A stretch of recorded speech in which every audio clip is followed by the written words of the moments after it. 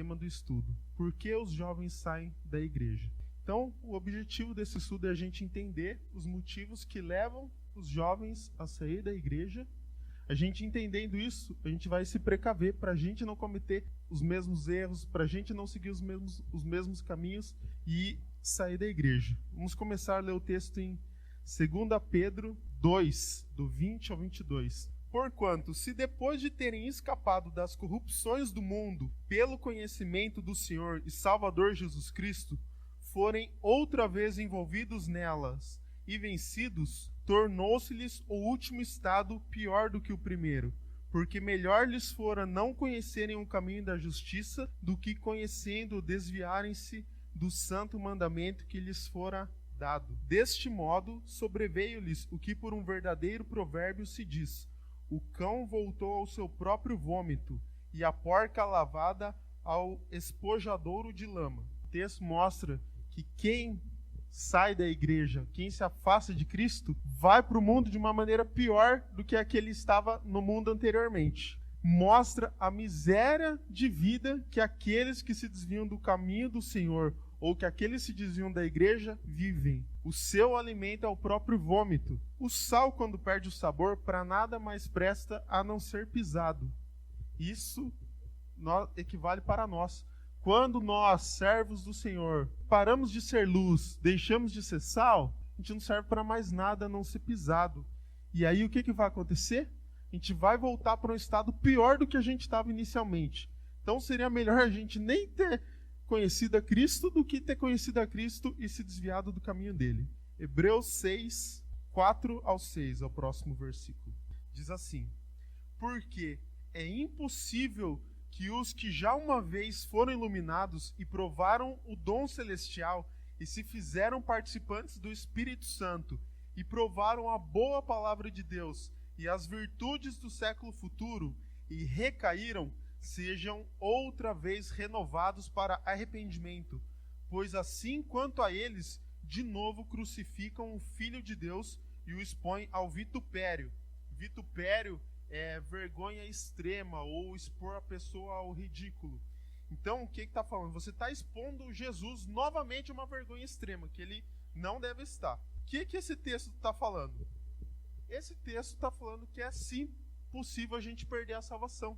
Tem corrente aí que fala que uma vez salvo, sempre salvo. Esse texto quebra essa corrente que fala que uma vez salvo, sempre salvo. Ou seja, o que está falando aqui? É impossível quem já foi iluminado tornar a ser luz novamente, por causa de recair, ou seja, por causa de sair da igreja, por causa de abandonar Deus.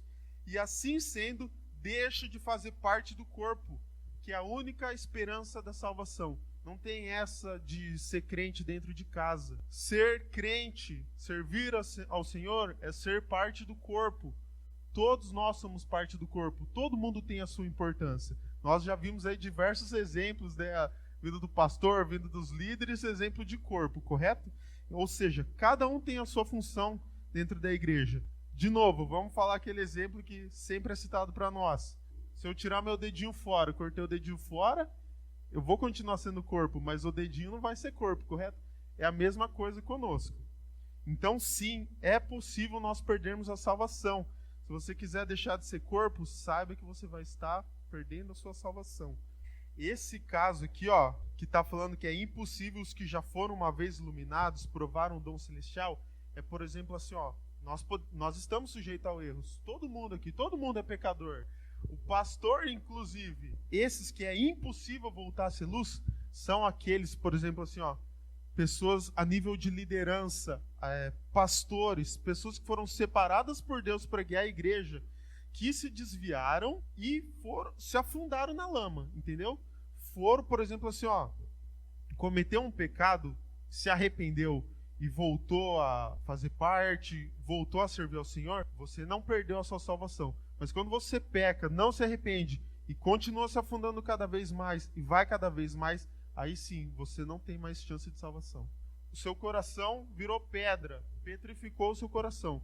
Tem um versículo que fala também, eu não me recordo certinho como são as palavras, mas é que quando o Espírito Santo fala pra gente, e a gente não se arrepende, continua, o Espírito Santo vai falando, até chega uma hora que ele para de falar. o que aconteceu? Você matou o Espírito Santo na sua vida e gera o pecado de morte, que daí não tem mais o que fazer.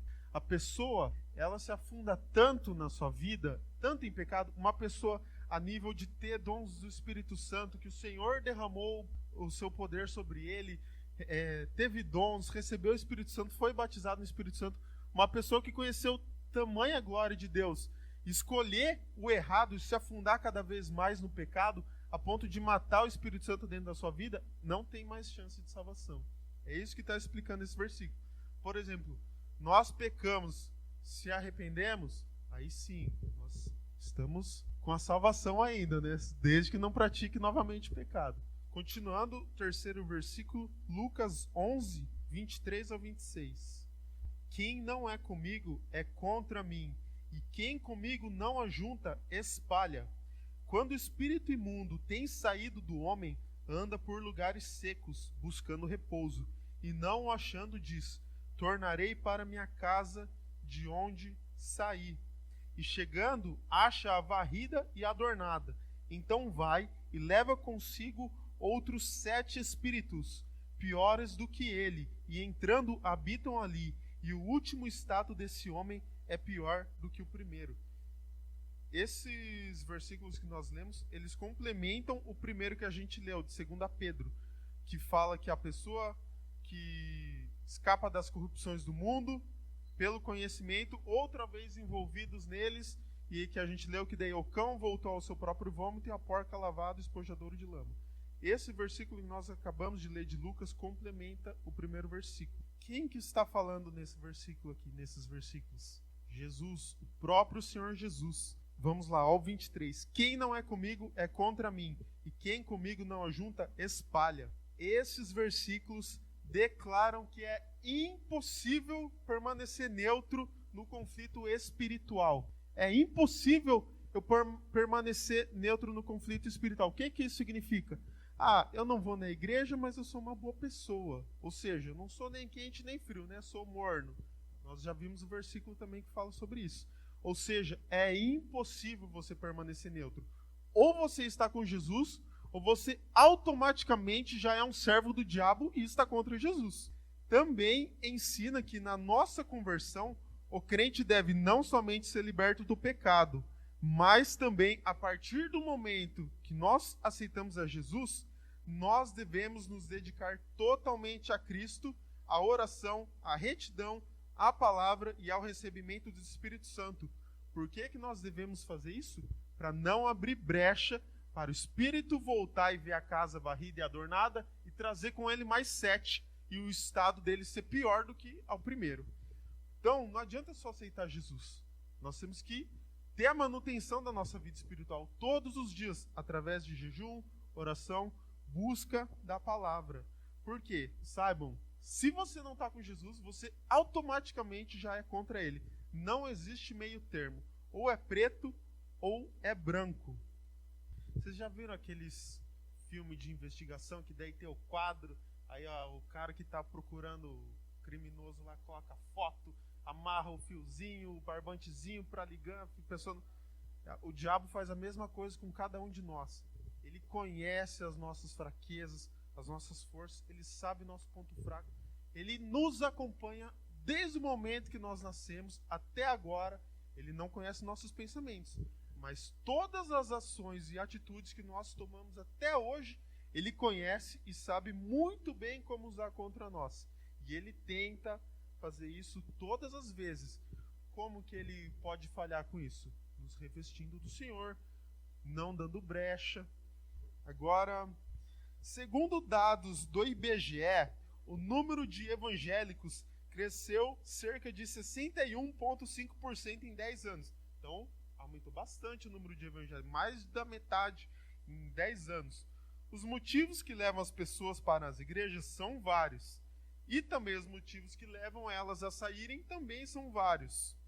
Evangélico também é chamado de cristão, nome que surgiu pela primeira vez na cidade de Antioquia, em referência aos discípulos de Jesus. Nós somos cristãos evangélicos, ou seja, nós seguimos a fé evangélica, que é a doutrina dos evangelhos, ou a doutrina do Novo Testamento. cristão, muitas pessoas são. Inclusive o diabo, ele é cristão, porque ele acredita em Jesus. Porém, nós somos cristãos evangélicos, porque nós seguimos as doutrinas dos evangelhos. Vamos lá, eu aqui listei 3 motivos, também são motivos que levam as pessoas a serem da igreja. Primeiro que eu coloquei foi liderança despreparada. Líderes que não se preparam para ministério podem cometer graves deslizes com as suas ovelhas, através de atitude, conselho ou má conduta. Um exemplo de líder despreparado, que nós já ouvimos do nosso líder Rafael contar. Uma jovem foi falar para líder que tinha vontade de ir para a balada, tinha vontade de beber, conhecer o mundo e tal. O que essa líder fala para ela? Então vai, conhece, faz o que você tem vontade, aí depois você volta para a igreja. E isso é um exemplo de liderança despreparada. E outra, isso é um exemplo real, um testemunho ocular aí do nosso líder Rafael.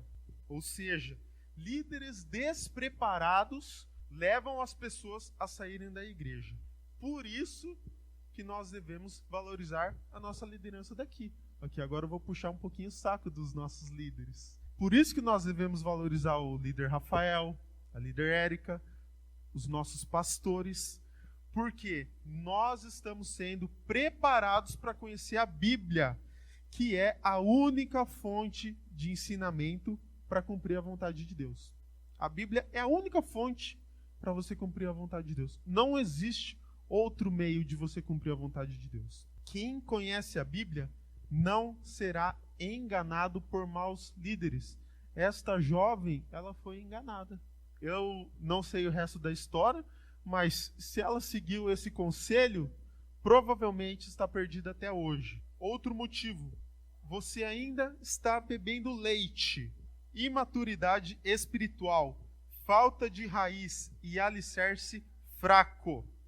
Hebreus 5, versículo 13 e 14. Quem se alimenta de leite ainda é criança, não tem experiência no ensino da justiça, mas o alimento sólido é para os adultos, os quais, pelo exercício constante, tornaram-se aptos para discernir quanto bem e quanto mal.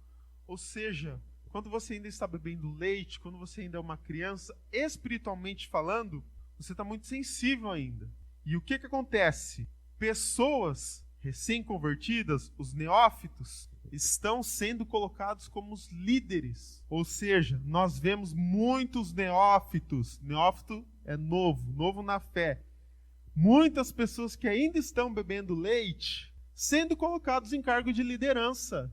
Ela não está apta, não está pronta para isso. Não significa que a pessoa seja ruim. Significa que ela não está preparada. Só isso. Não é que ela é pior ou melhor do que você. A pessoa só não está apta. Para exercer um cargo de liderança, é necessário experiência, vivência e tempo com o Senhor. E aí nós vemos aí muitas pessoas sendo colocadas como líderes, sendo que não deveriam. O que acontece? A pessoa não está preparada, sobe para a cabeça, começa a se achar um manda-chuva, ou espanou, quer sair da igreja, não aguenta a pressão. Então, esse é um dos motivos também que levam as pessoas a saírem da igreja. O terceiro ponto que eu coloquei foi decepção com alguém ou alguma coisa. Isso geralmente ocorre aos que buscam a igreja pelo motivo errado e ainda não se encontraram em Cristo. A tendência é taxar o outro irmão de hipócrita e depois abandonar a igreja. Se for ali que acontece a decepção. Mas, vamos lá, tem hipócrita na escola? Ou na faculdade? Ou seja, tem hipócrita no trabalho, mas a gente não perde a conta também, né? Ou seja, o mundo é hipócrita. No entanto, não podemos sair do mundo. Tem como você sair do mundo? Outros abandonam a igreja porque criam expectativas que nada têm a ver com Deus. Muitos saem porque conseguem seu objetivo e acham que não precisam voltar. A motivação deles não era o amor de Deus. Por isso, a mensagem de um pastor deve ser sempre a salvação eterna, que é a mensagem básica da Bíblia. Outro exemplo real, agora aconteceu com o pastor Isaías. Muito antes de existir a igreja de Pedreira, ele frequentava a igreja, muito antes de existir a igreja da posse, ele frequentava a igreja de Pedreira. E ele participava nos cultos dos lares. Aí chegava lá um irmãozinho que ia em quarta, irmãos, orem por mim que eu preciso do emprego. Vocês já ouviram essa história, né? Os mais velhos aí de casa. Irmãos, preciso do emprego, vamos orar, vamos. E orava firme, conseguia. E ia, e ficou indo meses assim. De repente, não foi lá no cultinho de quarta, não foi no culto. Eu chamo estranho. Na próxima semana também. Aí encontrou esse irmão. Ô irmão, o que aconteceu que você não está indo mais nos cultos, nos lares de quarta-feira? Eu consegui um emprego. Ou seja, a pessoa estava buscando a Deus pelo motivo correto. Então, e o que aconteceu? Saiu da igreja, não saiu, parou de frequentar o culto. Ou seja, as pessoas saem da igreja porque buscam a igreja com motivos errados. A igreja não é lugar para você procurar emprego. A igreja é lugar para você ser salvo. O problema todo está na mensagem que ouvimos. O que você quer ouvir? Você quer ouvir uma mensagem de salvação ou uma mensagem de bajulação? Você quer ouvir o que te agrada? Você vai ser rico! Deus vai prosperar na sua vida! E é só isso. E você vai ter um carro, e você vai ter uma esposa, e vai ter uma casa na praia, outra na cidade, outra no campo, isso. Na igreja. E o Senhor promete isso? Aonde? Que Deus promete riqueza? É mais fácil... O que é mais fácil? Um camelo passar pelo buraco da agulha do que um rico entrar no reino dos céus. Mas o que nós vemos aí? Mensagem de bajulação.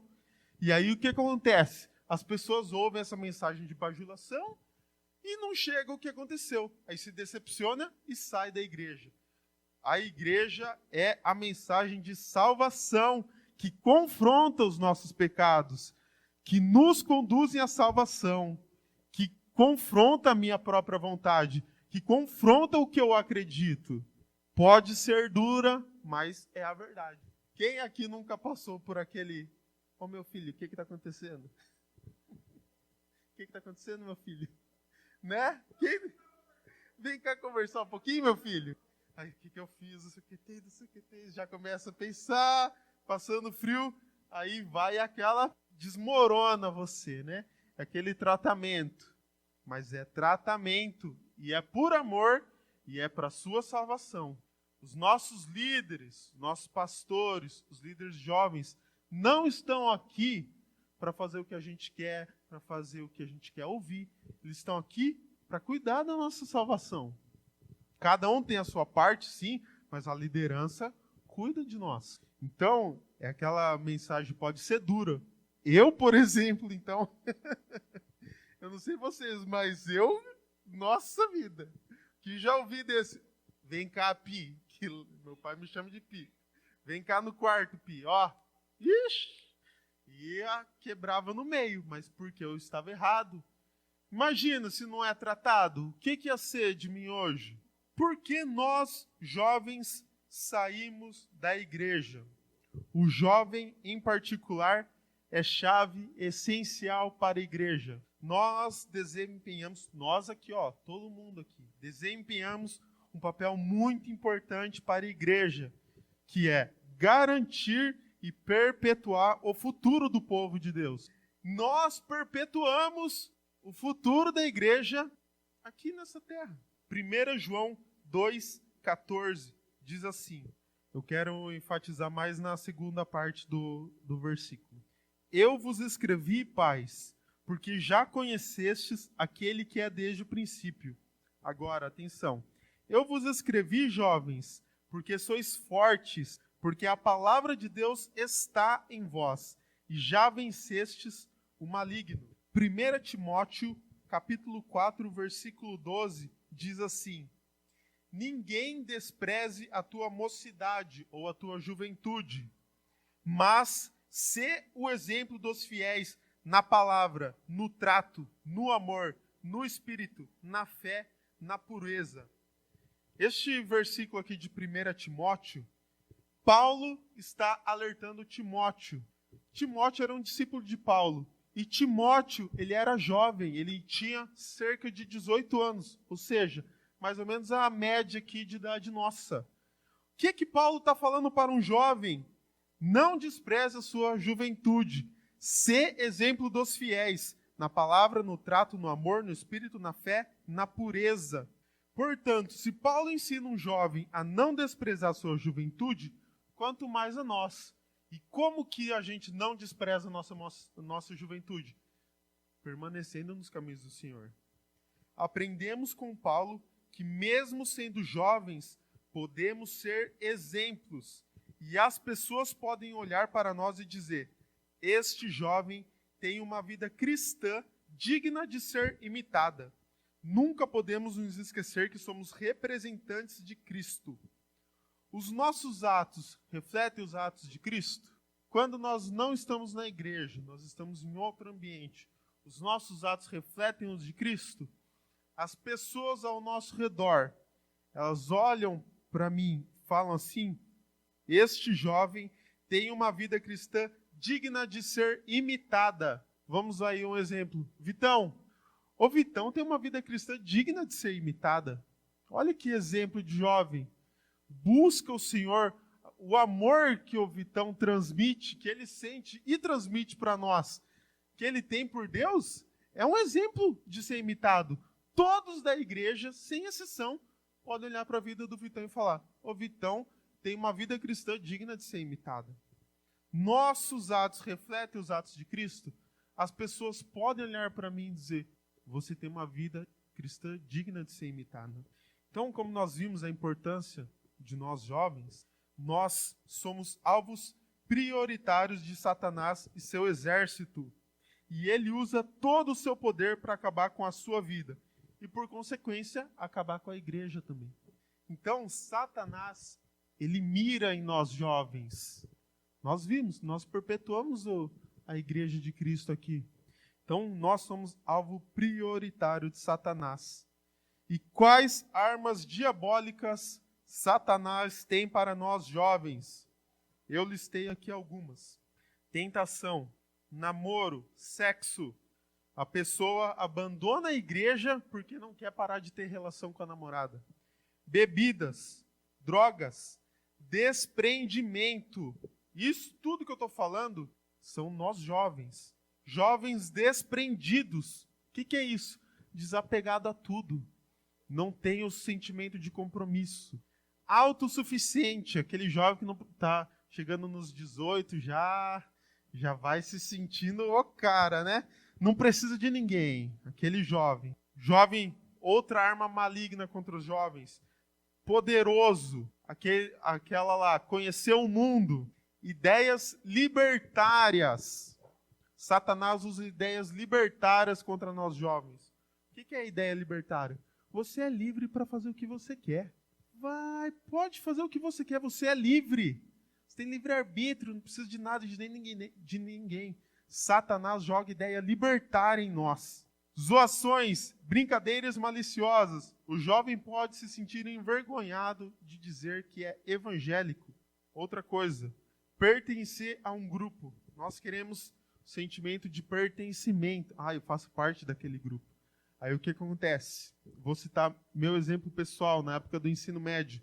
Aí o que acontece? A pessoa quer fazer parte dos popular, do grupinho popular da escola. A pessoa quer fazer parte dos funkeiros, dos pagodeiros, do roqueiro, dos maconheiros. Você quer pertencer a algum grupo. Acontece isso. Por quê? Você, às vezes, na escola, você vê que você está sozinho, de repente você vê um grupo se divertindo, se dando bem, você quer pertencer a esse grupo. Mas esse grupo vai fazer bem para você? Às vezes você vai ver é o grupo do Zé Droguinha da escola. É o pessoal mais descolado da escola, o pessoal mais gente boa que tem. Vai fazer bem para você? Isso equivale tanto na escola quanto na faculdade. Então, Satanás usa essas armas para nós, contra os jovens. Como o jovem cristão pode vencer tanto bombardeamento?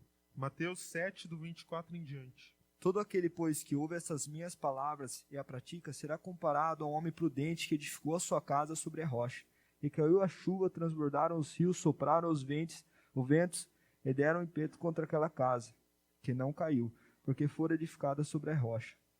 E todo aquele que, Ouve estas minhas palavras e não a pratica, será comparado a um homem insensato que edificou a sua casa sobre a areia. E caiu a chuva, transbordaram os rios, sopraram os ventos e deram contra impétuo contra aquela casa. Ela desabou, sendo grande a sua ruína.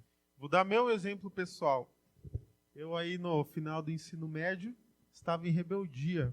Eu estava me sentindo que nem eu citei aqui, ó, autossuficiente, despreendido, e eu queria pertencer a algum grupo. Eu estava rebelde com Deus, estava rebelde com meu pai, estava rebelde com a liderança, queria sair da igreja, me sentia o dono do mundo. Eu queria fazer as minhas coisas. E o que isso ia adiantar para mim? Mas graças a Deus, pela misericórdia do Senhor, Ele atingiu meu coração. Senão o que ia ser de mim hoje? Onde que eu ia estar, será? Graças a Deus eu estou aqui ministrando um estudo para vocês que Deus preparou. Mas se eu tivesse seguido nesse caminho, onde que eu ia estar? A rebeldia, o Senhor despreza. Qual que é nível de rebeldia?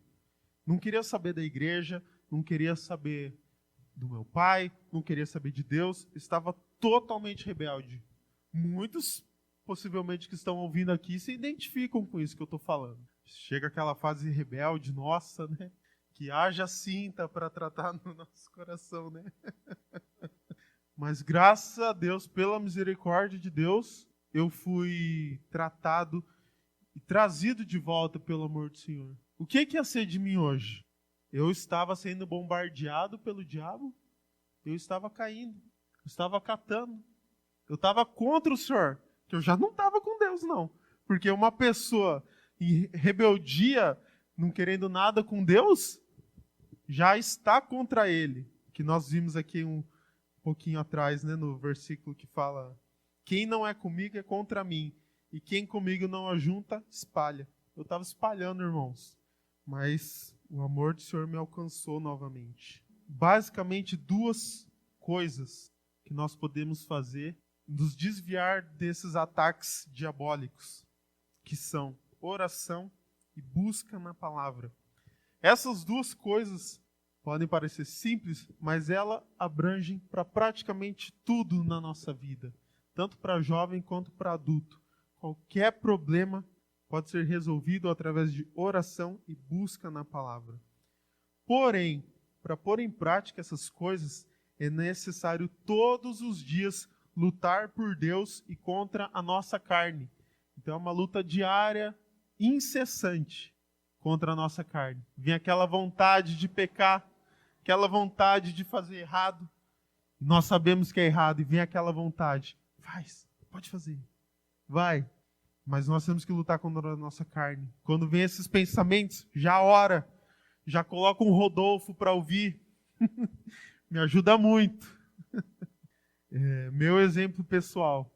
O estudo que eu quero dar, ele foi trabalhado primeiro em mim. Porque eu vivi o que eu estou falando para vocês. E eu sei com conhecimento de causa o que é, por exemplo, estar em rebeldia. Eu sei com conhecimento de causa o que é cair na carne.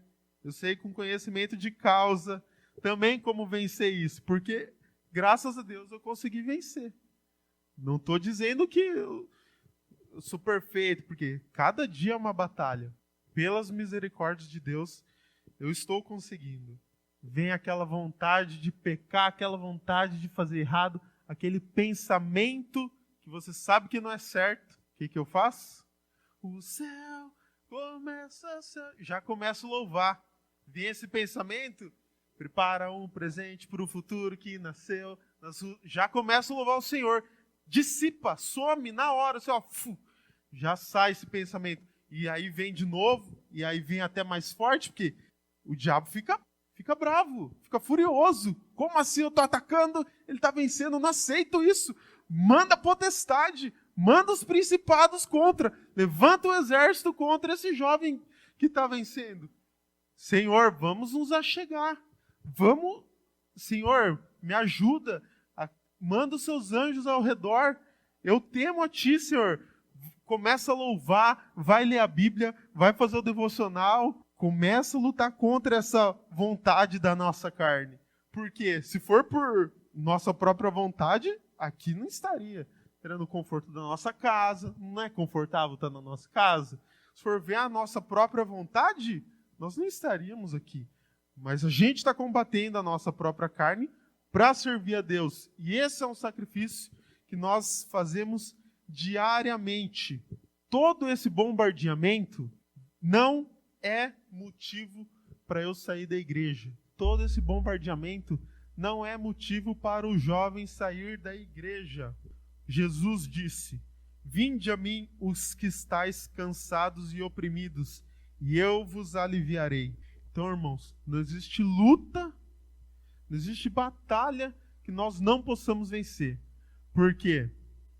Com a misericórdia de Deus, nós podemos vencer qualquer batalha. A situação mais impossível que possa parecer, Deus nos dá graça para vencer. Às vezes você olha e fala: Senhor, eu não aguento isso aí que está acontecendo. Batalhe, lute por Deus, por amor a Ele, que você vence. Não existe batalha maior do que a sua fé. Hebreus 10, versículo 25, ele fala sobre perseverar na fé e não sair da igreja. Hebreus 10, versículo 25, diz assim: não deixando a nossa congregação, veja, não deixando a nossa congregação, ou não deixando a nossa igreja, como é costume de alguns, antes admoestando-nos uns aos outros, e tanto mais quanto vedes que vai se aproximando aquele dia. Admoestar é você incentivar o seu irmão, ok? Então, não deixando a nossa congregação, como é costume de alguns, ou seja, desde aquela época o pessoal já tinha costume de sair da igreja, mas antes admoestando-nos uns aos outros, e tanto mais quanto vedes que se vai se aproximando aquele dia. Aquele dia está com D maiúsculo. E qual que é aquele dia? A volta do Senhor, que nós esperamos, que eu mal vejo a hora, que eu estou tão ansioso para que isso aconteça. Contexto desse versículo: o povo estava sendo impedido de congregar pela própria liderança religiosa. Ou seja, os líderes daquela época estavam impedindo o povo de ir na igreja. Por quê? Porque eles haviam se convertido. O dia da volta de Cristo está se aproximando. E até isso acontecer, nós enfrentaremos muitas provações. Nisso está a importância de irmos à igreja, para nos encorajarmos mutuamente em Cristo. Você encoraja ou você desencoraja o seu irmão a permanecer na igreja? Olha a importância nossa na igreja. Nós encorajamos uns aos outros a permanecer na igreja. As pessoas ao seu redor, você desestimula elas a permanecer na igreja. Pelo contrário, você incentiva. Não, vamos lá na festinha mesmo. Não, vamos lá e tal. Não, sai com aquela menina lá mesmo, não sei o que tem. Ou seja, você desencoraja. Quem você tem sido? Nós estamos estimulando os nossos irmãos a permanecerem na igreja? Salmos 119, do 9 ao 11. Ele fala sobre obedecer a palavra para permanecer puro. Como purificará o jovem o seu caminho? Veja que é o jovem que está falando aqui, está falando de nós. Como purificará o jovem o seu caminho? Observando-o conforme a tua palavra. De todo o meu coração te busquei. Não me deixes desviar dos teus mandamentos. Escondi a tua palavra no meu coração, para eu não pecar contra ti. Então, como que nós vencemos as bombas diabólicas contra nós? Escondendo a palavra de Deus em nosso coração. Assim nós não pecamos. Quando nos dedicamos de corpo e alma a Deus, buscamos maneiras e mecanismos para agradar a Deus e fugir de tudo que é maligno. Através do conhecimento da palavra de Deus é que conseguimos isso. Se eu não conhecer a palavra de Deus, como que eu vou saber o que é certo e o que é errado? Se eu não conhecer a palavra de Deus, como que eu vou saber que o que está pregando aqui é certo ou é errado? Se eu não conhecer a palavra de Deus, como que eu vou saber se o que eu estou falando aqui agora é certo ou errado? Nós só vamos discernir e saber o que é certo e o que é errado se a gente conhecer a palavra de Deus. Caso contrário, o que mandar para mim eu estou digerindo. Manda que eu estou comendo. Nem sei se vai me fazer mal ou não. Nem sei se é certo ou errado. Estou dando glória. E aí, você está em pecado, você está distante de Deus e acha que está certo ainda. Conhecer a palavra de Deus é que vai nos instruir, vai ser a luz para nós, para eu saber se eu estou pisando aqui, eu vou me dar mal ou eu vou obedecer a Deus? Conhecer a palavra de Deus nos permite não ser enganado. Outro exemplo para vocês. Eu vou provar para vocês pela Bíblia que não existe pastora e que pastora não é pecado. 1 Timóteo 2:9. Que do mesmo modo as mulheres se ataviem em traje honesto, com pudor e modéstia, não com tranças ou com ouro ou pérolas ou vestidos preciosos, mas como convém às mulheres que fazem profissão de servir a Deus com boas obras. A mulher aprenda em silêncio, com toda a sujeição. Não permito, porém, presta atenção agora, não permito, porém, que a mulher ensine, nem use de autoridade sobre o marido, mas que esteja em silêncio. Então, segundo a Bíblia, não existe pastora. Mulher não pode ensinar. O que vocês acham disso? Que Jesus, ele tinha ressuscitado, né? E antes não tinha esse valor, né? Não davam ouvido aos conselhos das mulheres e tal. Não tinha muita voz, assim, vamos dizer. E ali eu vejo que Jesus já vinha quebrando isso, porque Maria testificou ali. Daí, depois eles viram que realmente era verdade o que ela tinha falado, né? Irmãos, eu ouvi isso há 2 dias atrás. Quando eu liguei o rádio, já abriu a Rádio Gospel. E a Rádio Gospel era bem o pastor falando isso. Pela Bíblia, mulher não pode ser pastora. Mulher não pode exercer nenhum tipo de função na igreja. E ele leu esse versículo de 1 Timóteo. Além de falar isso, que mulher não podia ser pastora, ele complementou dizendo, porque o que aconteceu? A ouvinte ligou na rádio e falou isso para ele. Eu recebi uma profecia que eu vou ser pastora. Além de falar que a mulher não pode ser pastora, ele complementou, repreenda isso que é uma arma maligna contra a sua vida. Gente, se essa ouvinte da rádio não tiver conhecimento da Bíblia, ela vai repreender uma bênção de Deus na vida dela. Eu ouvi isso há 2 dias atrás, falando que mulher não pode ser pastora. Porém, eu tenho o conhecimento bíblico para saber que aquele pastor que está falando é errado. Mas quantas pessoas não estavam ouvindo a rádio naquele momento também e aceitaram e acataram o que o pastor falou? Lembra que a gente já viu sobre liderança despreparada? Lembra que a gente acabou de ver que conhecer a Bíblia nos faz desviar do mal? Olha a importância de nós estar preparados. Quantas pessoas não foram enganadas com isso que o pastor falou 2 dias atrás? Então, nós temos que conhecer a palavra de Deus, senão você vai estar sendo enganado. Vai estar indo para o inferno, não está percebendo. Para encerrar, então, gente, a nossa proteção contra o pecado e contra Satanás vem pela consagração a Cristo e o uso de todos os meios da graça que nos são disponíveis através de Cristo. Esses meios encontram-se em Efésios, a partir de Efésios 6:11, que fala da armadura de Cristo. Precisamos escolher todos os dias nos sacrificar, matar o velho homem e nascer para Cristo. Quando escolhemos Jesus como nosso Senhor e único e suficiente Salvador, nós decidimos mudar a nossa história.